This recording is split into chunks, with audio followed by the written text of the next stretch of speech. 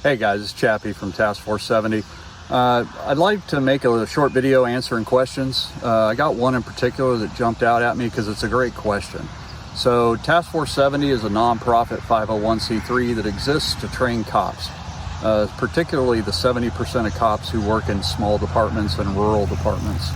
So 70% of law enforcement agencies in the United States serve less than 10,000 citizens in their jurisdiction.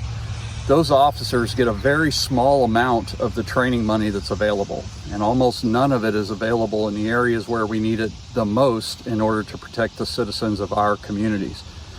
The things that are the hardest to teach and the most expensive to teach are the things that they don't get, partially because they can't afford it.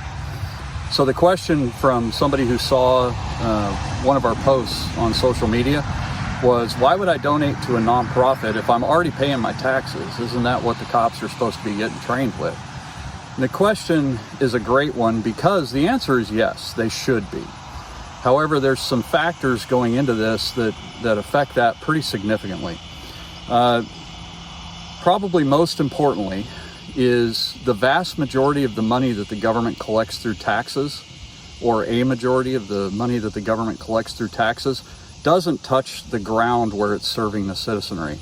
I'm not going to get into a political rant, but a little bit over 60% of the tax money that the government collects goes to administration of the government, not to the service to the citizens or the foreign policy or the defense of the country. About 60% of it's just wasted. Now, that may sound familiar if you've given to some charities before, especially NGOs, non-governmental organizations. Some of those use above 60% for administration. That's not what we are. We're a legit, organized from the beginning to be a non-profit organization intended to benefit the American people, not our own grift. So the reason we decided to do it this way was the missions that we serve some of them are grant available from the government, but there's some downsides to taking money from the government. The biggest one, or there's two big ones. The biggest one is that if you give $1, if you could, and you can't, if you could tell the government what you wanted your tax money to go to. Let's say in a perfect world you could do that. You'd say, I want my tax dollars to be used to train firemen or police officers or deputy sheriffs or the military, or to provide health and welfare for the populace, whatever it is. You can't do that. Even if you could, say best case scenario, cotton ball clouds across impossible blue skies, we were able to do that. The problem with that is over 60% of those dollars that you donated would go to DC, get stepped on. About 40% of it would get stepped on and then granted to the states. The 50 states each would get their 40% of that dollar, and then they would step on it about 20 more percent. So you'd end up with about 40% of what you donated being used for what you wanted it to be used for-ish. In some states it's worse than others. In some states it's great. Their administrative costs are very low, but that's definitely not every state. The other concern is that when the government grants funding, the federal government grants law enforcement training money, for instance, to the states, it comes with strings. That means the government is telling them exactly what they can and can't do with that money, and they're following up with inspections and audits to make sure that you're only doing what the government wants you to teach to the individual citizens of these small communities. Does Washington, D.C.'s Department of Justice know what's best to teach the small agencies that are 70% of law enforcement? I would bet that none of the people who work in those offices have ever lived in, much less worked in, a small town department. So we're not only getting inefficient dollars to serve the mission, we're getting dollars that come encumbered by restrictions, regulations, and most importantly, directives about what we shall be teaching. The federal government does not have the knowledge or the information to teach small town departments what they need in their community. Every community's department needs something different. So that's the first concern that we have.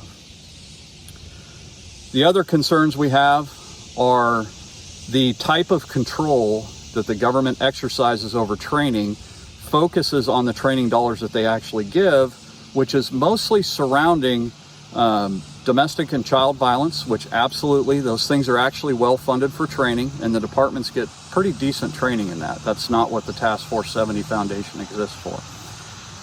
In narcotics enforcement and interdiction, federal grant funding funds that pretty well, and the training is pretty good. It has a lot of regulation and oversight over it, but the training itself that the small departments get in those subjects is pretty good. That's not a problem. So Task Force 70 Foundation exists to focus on the things that we can actually touch that are of the greatest need. So we've focused on 3 missions that we can do that grant funding is not available for anyway. That's why we need your support. The first one is actual on-site, on our site training for small town and rural law enforcement officers, deputy sheriffs, and police officers in patrol tactical operations, which is the emergency tactical response to a problem in a small town, which don't happen very often. Those officers get little to none of that training ever.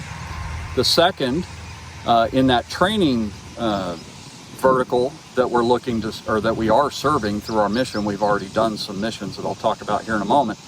The other one is patrol hostage rescue. Over 80% of the hostage situations in the United States are resolved by patrol officers within 90 seconds of them being discovered.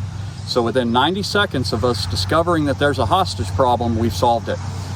Those are solved in different ways based on the circumstances in front of us. The percentages of how those are solved successfully, what's in the best interests of the community and the victim, isn't as good as it should be. It's about half as good as it should be. I won't bore you with the statistical analysis, but we have some pretty bad outcomes in these type of circumstances because the officers are suddenly confronted with a situation that has the highest,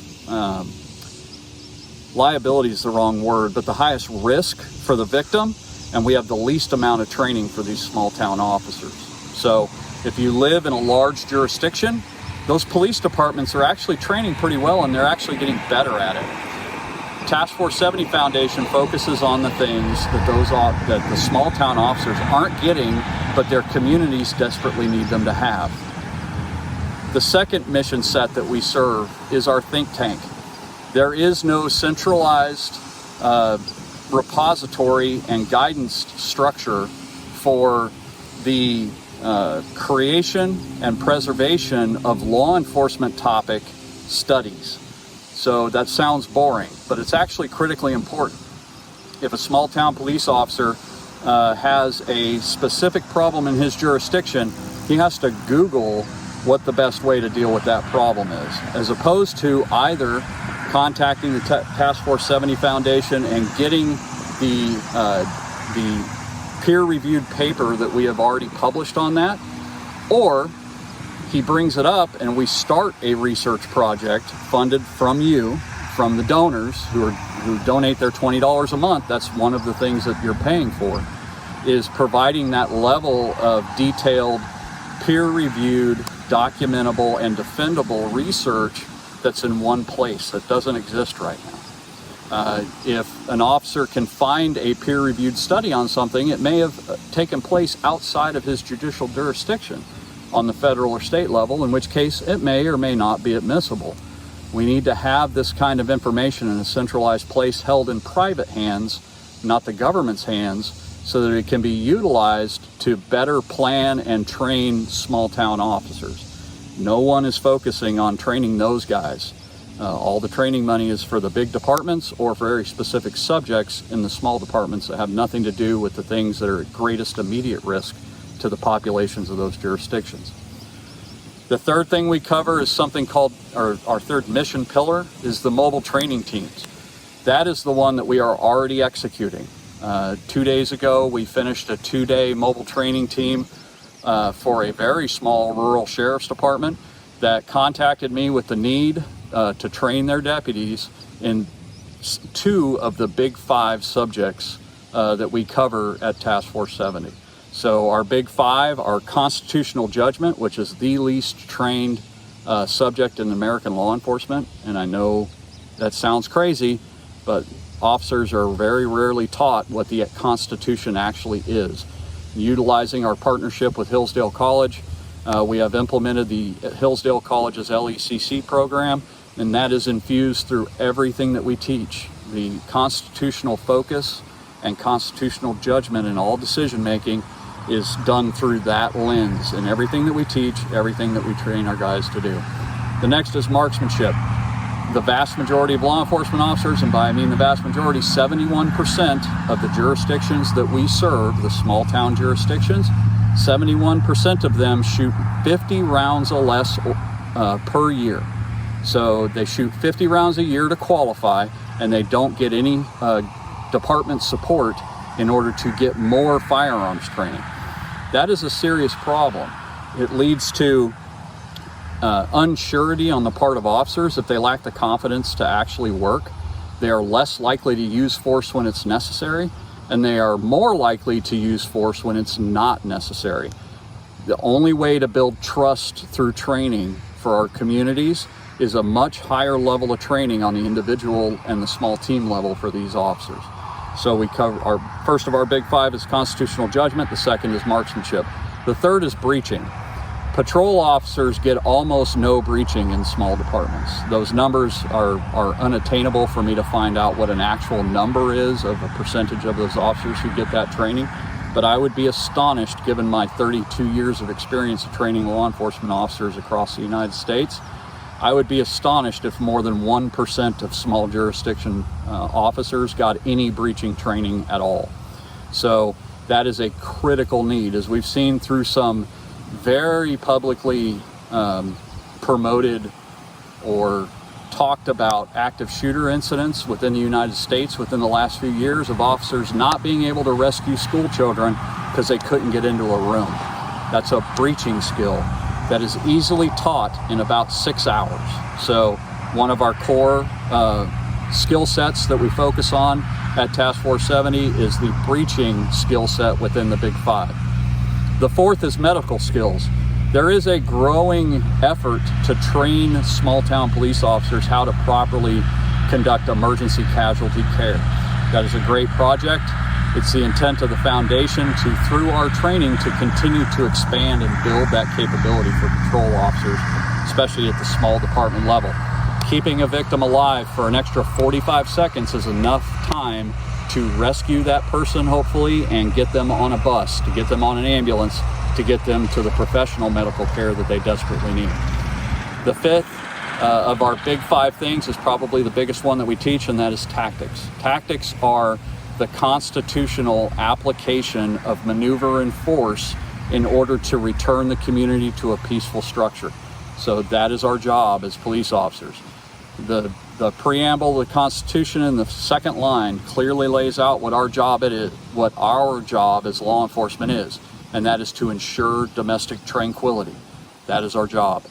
It is to gain and maintain order. And when order is disturbed, it's our job to reinstate it within the bounds of the Constitution. So those are the things that we're focusing on. So the core question, going back to the original question, was, why should I donate to a nonprofit to do something that I'm already paying the government to do? You think you're paying the government to do it. The government's not doing it. We need your help to do it. Please visit tf70.org/donate. All we're asking for is $20 a month. $20 a month from enough good Americans, and we can execute these 3 missions as quickly and as widely as possible. Spread good judgment, good leadership, good training to all these officers so that they can raise the level of trust that their communities have in them when the time counts, when it's really important. Again, please visit us at tf70.org/donate, and we look forward to talking to you again soon.